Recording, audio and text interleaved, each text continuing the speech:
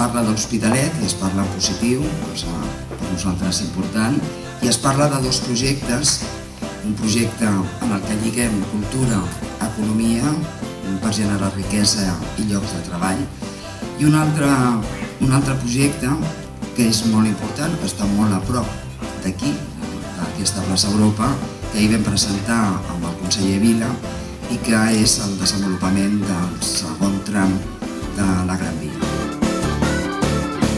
Doncs que ens parlis una mica de la visió de la conjuntura econòmica actual i també una mica del futur de les empreses. Les empreses ja es busquen el futur elles mateixes.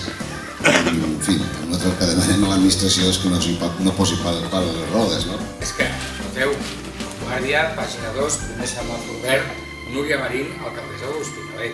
La política està per això, per fer coses, per transformar la realitat, a vegades per jugar-se-la. I jo també aprecio a la gent de l'Hospitalet i a l'alcaldessa aquestes ganes de moure's, d'arriscar, de jugar-se-la, perquè saben que estan al servei d'uns conciutadans, d'unes idees i d'una situació econòmica i social duríssima. Jo a vegades dic que el president Mas, jo l'he fet ja tantes vegades balanç de los 7 euros que no m'atreveixo a tornar-la a fer, perquè si no al final els meus em faran fora.